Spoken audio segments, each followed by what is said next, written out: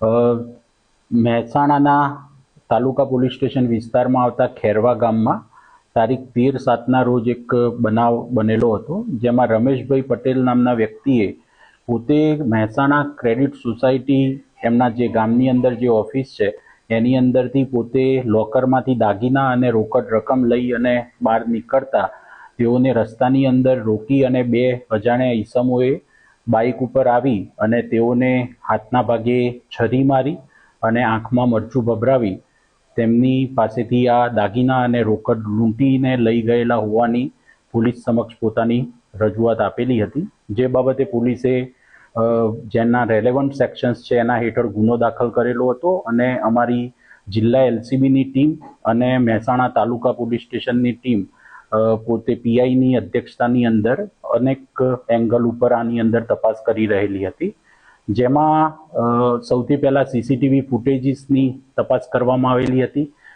રસ્તાની અંદર ગામની અંદર આવવાના અને જવાના જેટલા પણ રસ્તા છે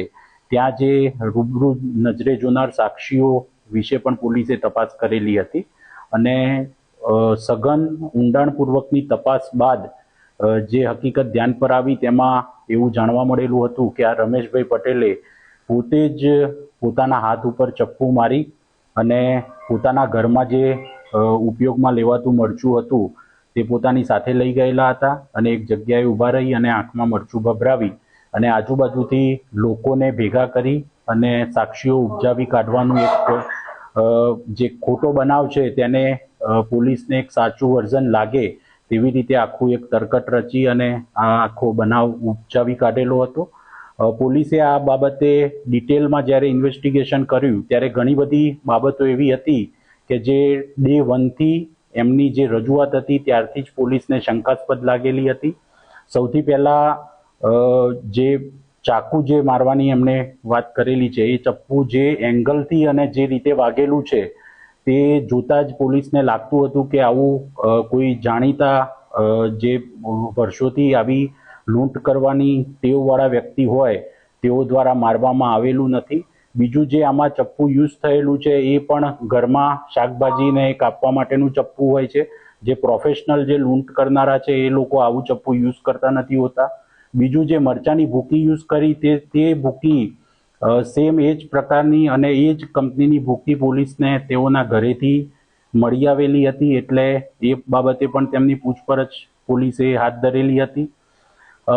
ગામની અંદર જે સમયે બનાવ બન્યો ત્યારે ગામમાં આવતા અને જતા કોઈ પણ એવા વ્યક્તિનું આવી વ્યક્તિઓ ત્યાંથી પસાર થયેલી હોય કે ત્યાંથી નીકળેલી હોય તેવી બાબતને સમર્થન મળતા કોઈ જ એવા નજરે જોનાર સાક્ષીઓ મળી આવેલા ન હતા અને સીસીટીવીમાં પણ આવી રીતનું આગળ પાછળનું વર્ણન જે એમનું હતું તે મુજબની કોઈ ઘટના સીસીટીવીમાં પણ મળી આવેલી ન હતી. ડિટેલ્ડ સીસીટીવી એનાલિસિસમાં પોલીસને એક એંગલના સીસીટીવી લેટ નાઇટ મળી આવેલા હતા, જેમાં આ વ્યક્તિ પોતે જ એક જગ્યાએ બેસીને આંખમાં મરચું નાખી અને છરો મારતો હોય તેવું મળી આવતા અમે એક આના નિષ્કર્ષ ઉપર પહોંચ્યા હતા અને ત્યારબાદની એમના ડિટેલ ઇન્ટ્રોગેશનમાં તેઓએ પોતે પણ આ વસ્તુ કબૂલેલી છે. એમને અમે જ્યારે ડિટેલ ઇન્ટ્રોગેશન કર્યું ત્યારે જાણવા એવું મળેલું હતું કે તેઓના પુત્ર અને તેઓની પુત્રવધુ તેઓ કેનેડા વસવાટ કરે છે અને તેઓને કેનેડા મોકલવા માટે તેઓએ 50 લાખ રૂપિયા ક્યાંકથી ઉછીના લઈ અને જે તે વખતે એમને મૂકેલા હતા. તેઓ લાટીનો ધંધો કરતા હતા અને તેમાં તેમને નુકસાન ગયેલું હતું, એટલે તેઓએ નુકસાન ભરપાઈ કરવા માટે થઈ અને તેઓની જે પુત્રવધુ છે તેના દાગીના બારોબાર વેચી કાઢેલા હતા અને એ નુકસાન ભરપાઈ કરેલું હતું. હવે ટૂંક સમયની અંદર થોડા દિવસો પછી એમના પુત્ર અને પુત્રવધુ કેનેડાથી પાછા ફરીથી ગામમાં આવવાના હતા અને તેઓને ડર હતો કે જ્યારે પુત્રવધુ પોતાના દાગીના માંગશે અથવા તો જોવા જશે ત્યારે આ દાગીના મળી આવશે નહીં તો તેઓ શું જવાબ આપશે. તો આ બાબતને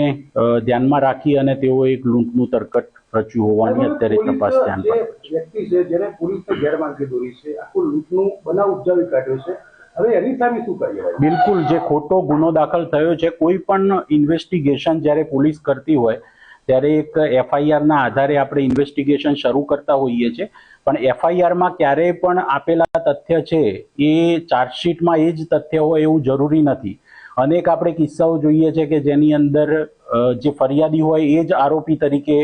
પ્રસ્થાપિત થતા હોય છે, અને આ કેસમાં પણ સિમિલર એ જ રીતે અમે ફરિયાદીને જ પોતે આરોપી છે તેવી રીતે બતાવી અને બી સમરી વિથ પ્રોસિક્યુશનનો રિપોર્ટ